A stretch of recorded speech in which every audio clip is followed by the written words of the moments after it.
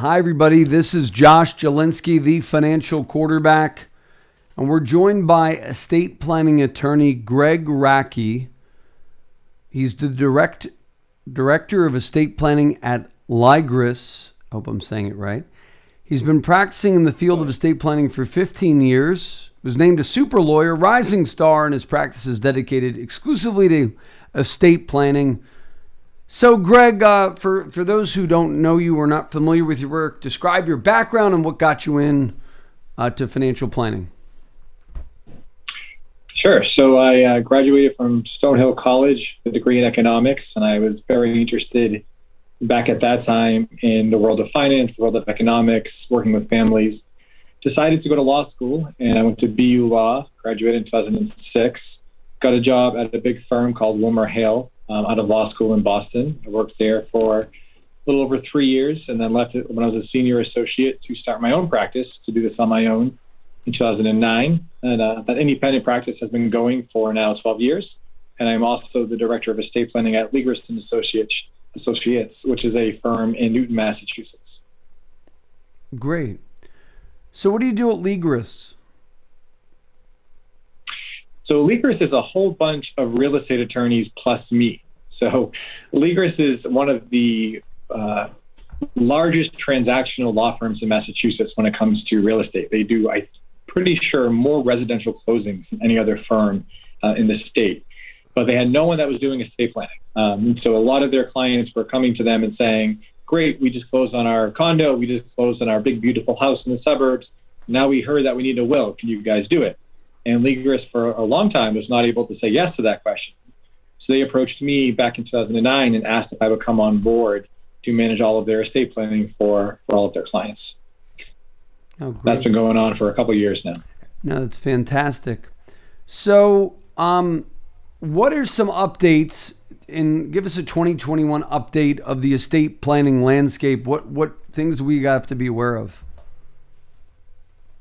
Well, the big news this year is that we could have a significant drop in the federal estate tax exemption amount. So as of right now, you can give away $11.7 million during your life or at death. It's one pooled exemption.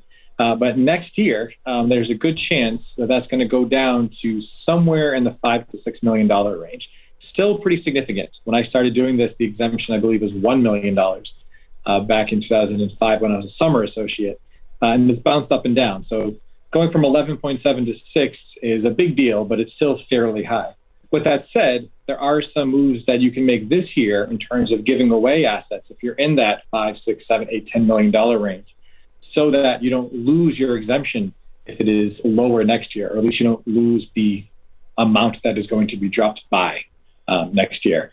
There's also talk that we could eliminate something called Grantor Trusts. I don't know if we want to get too technical right now, but there's a certain sort of trust that as of right now is allowed and next year might not be allowed.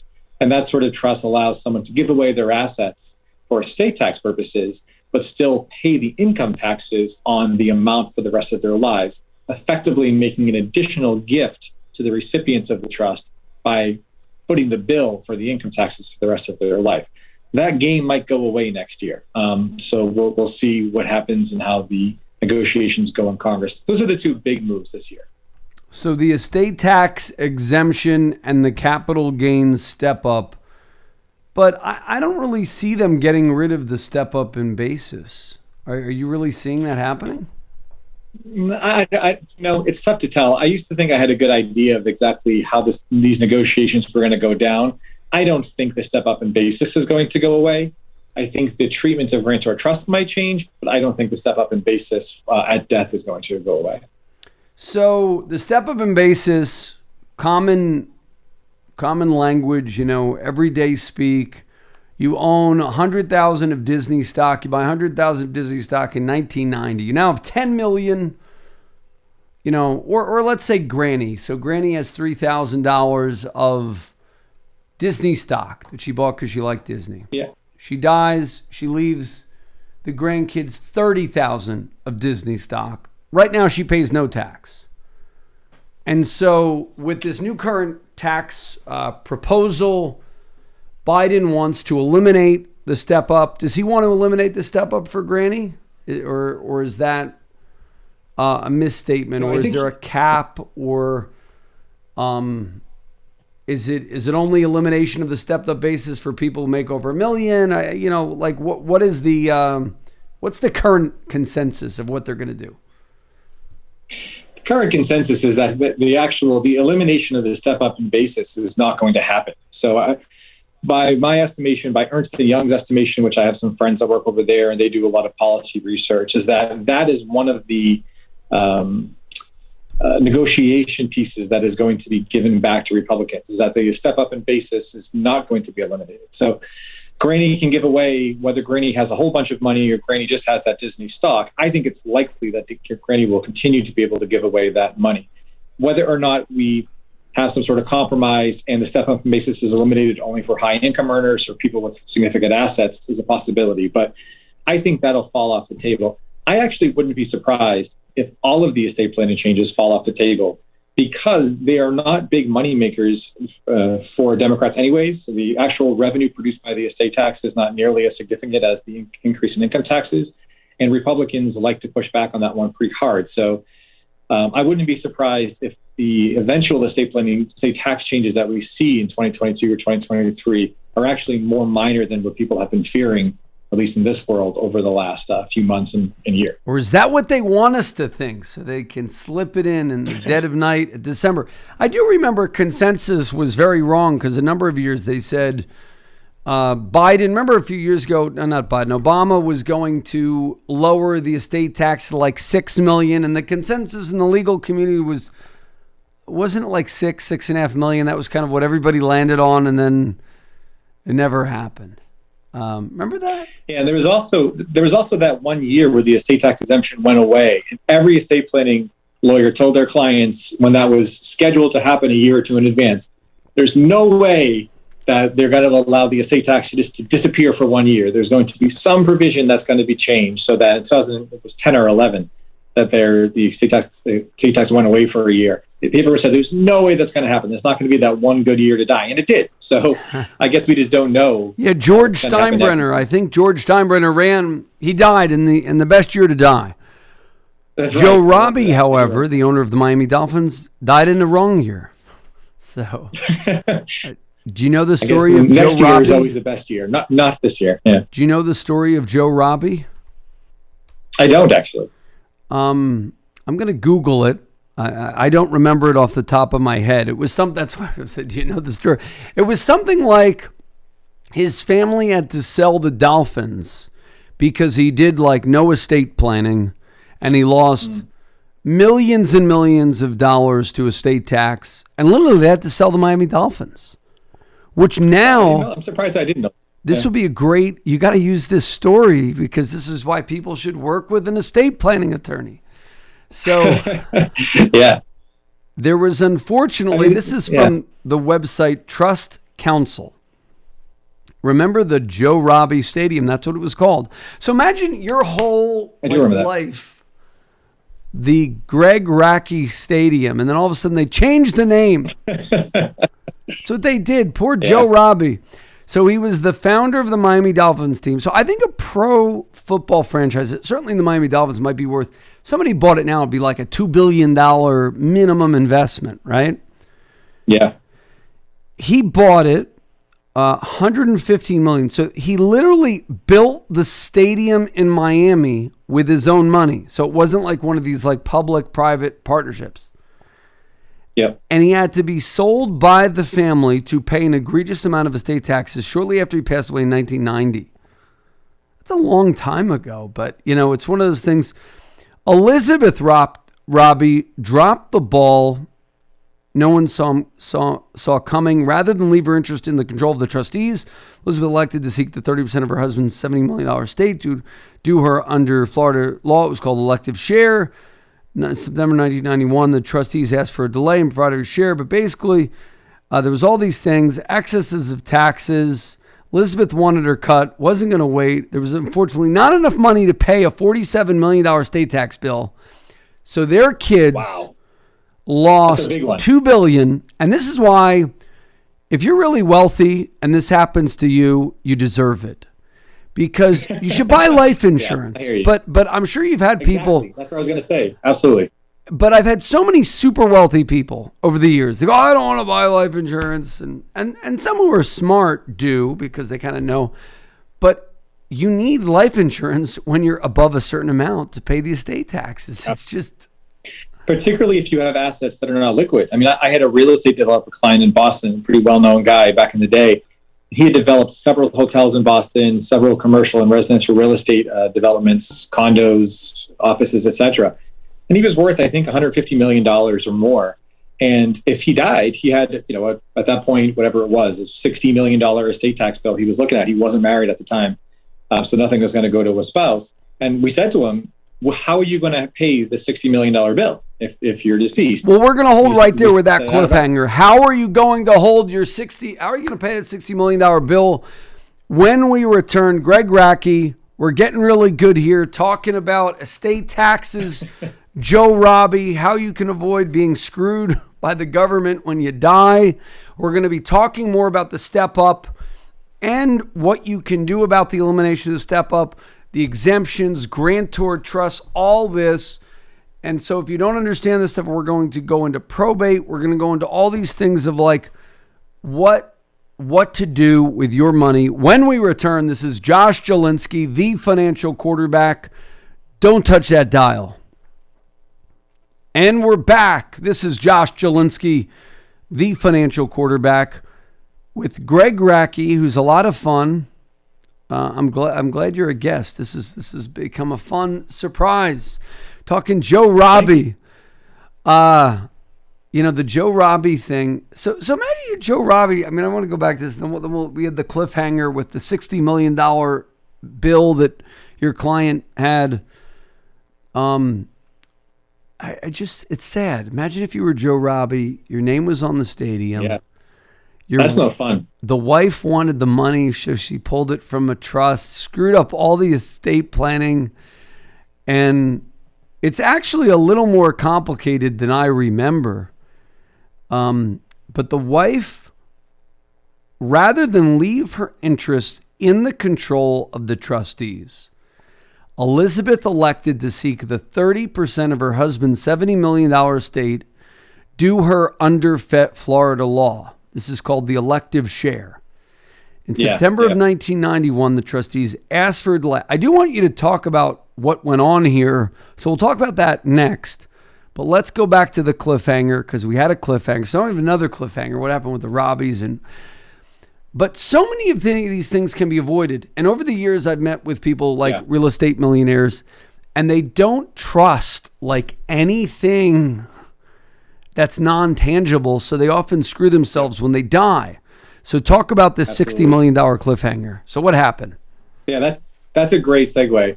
I think that's one of the problems. A lot of these real estate developers, they have nothing liquid because every dollar that they get that they can invest, they invest back in illiquid real estate, which is great, and it works for them. If that's how they want to invest their money, that's just great.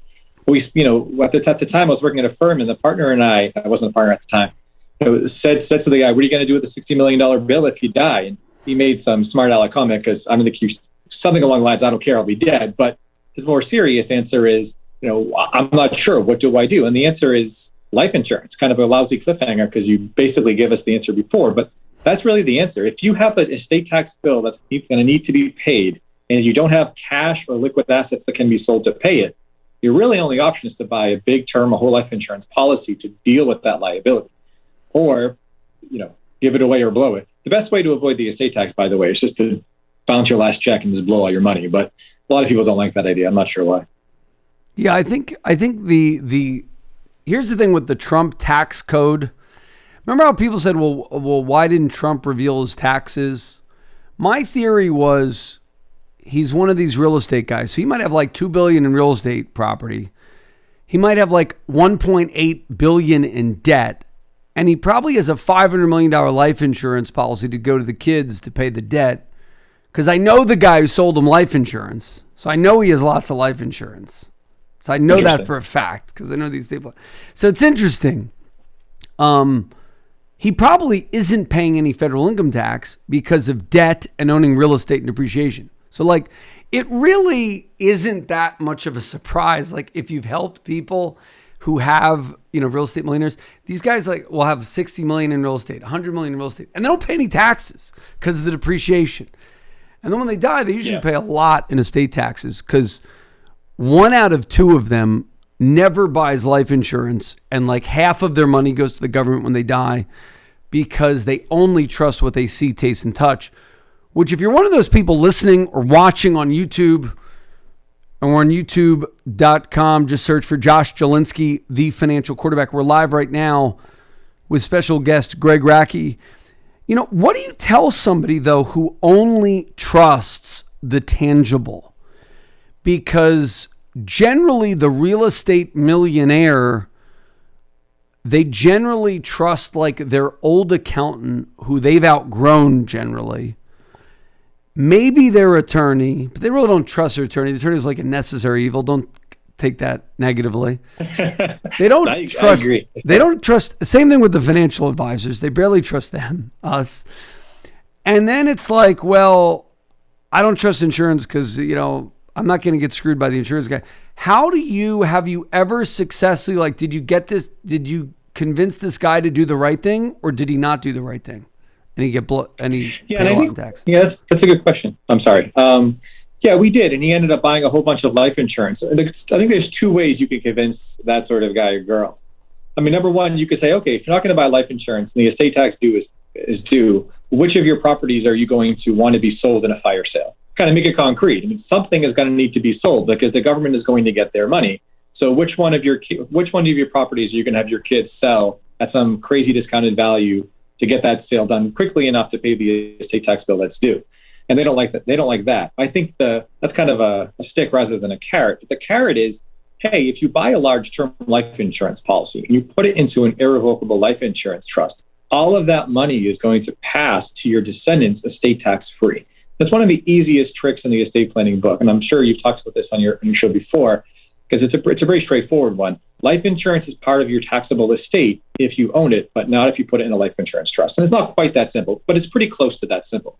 So that's a whole lot of money that you could have passed to your kids estate tax free. Maybe it's just the amount that is needed to pay the estate tax bill, or maybe it's more. Maybe you have the amount to pay the estate tax bill plus an extra amount that can pass to your kids estate tax free. So that seems to be pretty attractive to a lot of clients. Hearing something's going tax free is a good sale. No, hey, you can't beat tax free. Yeah. So the way you get around the tangible thing is basically, do you want to sell something? That's the truth too. A lot of the times you have a real estate patriarch and their kid's not Ivanka Trump. Their kid isn't Eric or Don Jr. There's some loaf, no offense, or they've enjoyed their parents' net worth, but the parent doesn't really trust the kid with the money. And that's, I think, a thing. Why would you want all of your hard-earned wealth? Usually these real estate millionaires, they've clawed their way to the top, and they started with nothing, or they started with a small amount and kept buying and buying and buying. We have a lot of listeners in New York on WOR 710 AM, iHeartRadio, podcasts with Spotify. And it's we have listeners, and you meet these guys, and they're really success stories. I started with nothing and now I have 60 million in real estate. Yeah. And they're like, well, I got that by only trusting myself. And you'll see these people, they're worth literally $100 million, and they're acting as a super or a slum, a super of their building, that's this, massive property in Manhattan that they kind of bought for whatever, and then it grew. And you meet these people over the time, and it's remarkable, the success stories that I see. But then equally remarkable, the failures of families that come to me, and my sometimes second generation will do the estate planning, but the first won't. Second generation wealth will see, hey, my dad or my mom, they got screwed. Half their money went to the government, so I'm going to do estate planning. I'm going to do insurance. So sometimes they do it by fear of losing that legacy property. But if you think about it, this is how I kind of connect to the real estate millionaire sometimes. If you think about it, they want to buy low. They want to buy distressed assets.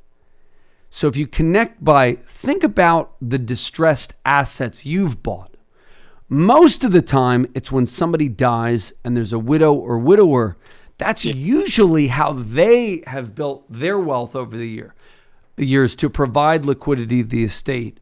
And then of someone else, maybe a kid wants money, because usually when kids inherit money, they say, sell the real estate. I want the money. I want to go to Disney World. I want to go to Hawaii. I don't want to just be a landlord my whole life and be miserable. And that sometimes is that aha moment that gets them to kind of do something because they're like, oh, yeah, that makes sense. Now that's how I got that property. They needed some money. I don't know if you have any other stories like that you'd like to share. Oh my God. We could stay on here until YouTube is closed down talking about wealth being passed down to the next generation and then being squandered, or having the wrong person in charge of the money or being used in the wrong way. And I think it's actually a great segue to a very related topic that I want to bring up.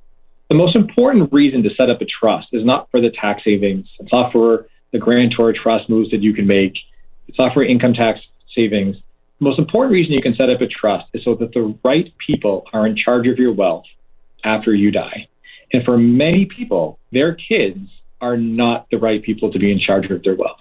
Now, they may want their kids to benefit from the trust. And this is why trusts were established in the 1600s, is to separate the control of the asset from the enjoyment of an asset. And so I have a 3-year-old and a 1-year-old at home. If I were to die tomorrow, I would certainly want my kids to be the beneficiaries of those assets that I've accumulated over the years. But as 3-year-olds are no good at managing assets. So I want someone else to be in charge of those assets. Now, if I don't have a trust, as soon as I was dead, especially my wife and I both died. If I don't have a trust, the guardians of my children could look after the assets until they turn 18 or perhaps 21 for certain types of financial assets. But there is no way without a trust to keep assets away from 21-year-olds if their parents are deceased. And 21 is just too young to be inheriting X amount of dollars. And the way I look at it is, if you have too much money, if you have more money than you would want your kids to be in control of, if you and your spouse both died, then you need a trust for that very reason. Taxes, forget about the taxes. That's not even the most important point. Is that 26-year-olds who haven't found their way, 22-year-olds who haven't found their way, sometimes 38-year-olds who haven't found their way are not the right people to be grabbing hold of $1 million or $100 million or maybe even 100,000. So I really think it's pivotal to think about the control of your wealth at death and who would be the best person to control that wealth. If you and your spouse, if you're married, are gone.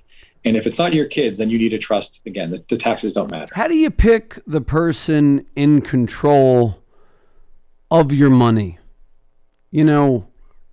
Brother-in-law, sister-in-law, brother, sister, parent, bank, trust department.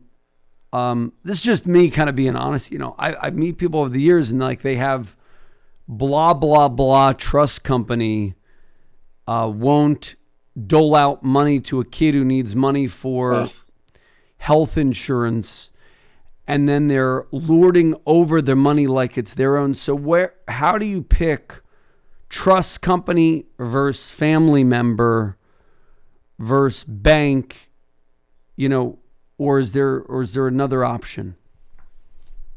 It's a great question. I think, and I'm a very blunt person, and I'm not sure if I'll get in trouble for saying this with some friends, but the last person I would pick is a trust company. Just to say, pick your bank or pick your trust company as an entity. I've had universally bad experiences as an attorney dealing with all of the banks and all of the trust companies, because as you said, that they are going to hold on to every dollar as tightly as they can because they want the highest assets under management to collect those fees. And moreover, they don't want to get sued. And so it's really important for them to be hyper careful so they don't get sued and be hyper careful to give up control of assets. And here's why, that HEMS language: health, education, maintenance, and support. So literally, one listener called me one time and said, you know what? And I saw her in person. And the interesting thing was, she goes, I'm trying to get money to pay my long-term care insurance bill. So it was not a extravagant bill. The long-term care was like $200 to $300 so that she wouldn't erode the trust for her kid. Because it was, like a bloodline trust. So when she dies, goes to the kids. And the bank, and this is a well-known, reputable bank. Everybody knows the name of the bank. I don't want to say it. said no. And I was like, come on, they're jerks. Yeah.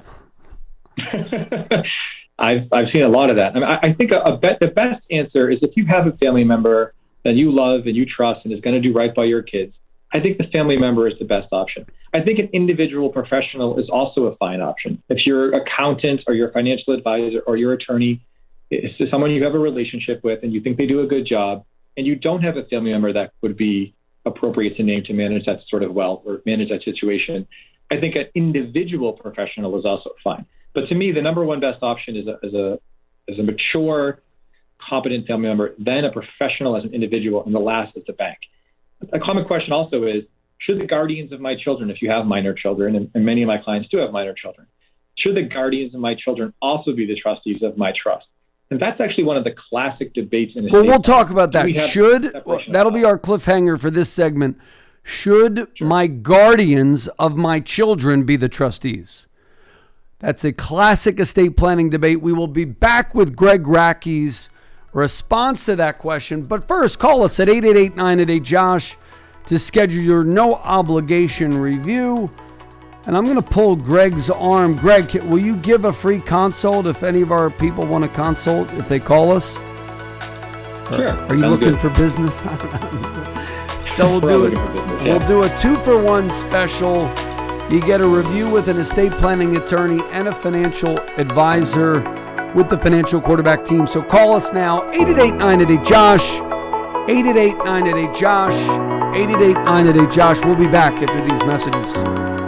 The preceding program was sponsored by the Jelinski Advisory Group. Any awards, rankings, or recognition by unaffiliated third parties or publications, including 5-Star Wealth Manager, Advisory of the Year finalist by Senior Market Advisor, and Top of the $1 Million Roundtable, are in no way indicative of the advisor's future performance or any individual client's investment success. No award, ranking, or recognition should be construed as a current or past endorsement of Josh Jelinski or Wealth Quarterback LLC. Information regarding specific awards, rankings, or recognitions is available on the Wealth Quarterback website at www.jelinski.org. All investment strategies have the potential for profit or loss. Investment strategies such as asset allocation, diversification, or rebalancing do not assure or guarantee better performance and cannot eliminate the risk of investment losses. There are no guarantees that a portfolio employing these or any other strategy will outperform a portfolio that does not engage in such strategies. This broadcast should not be construed by any client or prospective client as a solicitation to effect or attempt to effect transactions in securities or the rendering of personalized investment advice. Due to various factors, including changing market conditions, the information discussed in this broadcast may no longer be reflective of current positions or recommendations. While information presented is believed to be factual and up to date, Josh Jelinski and Wealth Quarterback do not guarantee its accuracy, and it should not be regarded as a complete analysis of the subjects discussed. The tax and estate planning information discussed is general in nature, is provided for informational purposes only, and should not be construed as legal or tax advice. Listeners should consult an attorney or tax professional regarding their specific legal or tax situation. Advisory services offered through Wealth Quarterback LLC.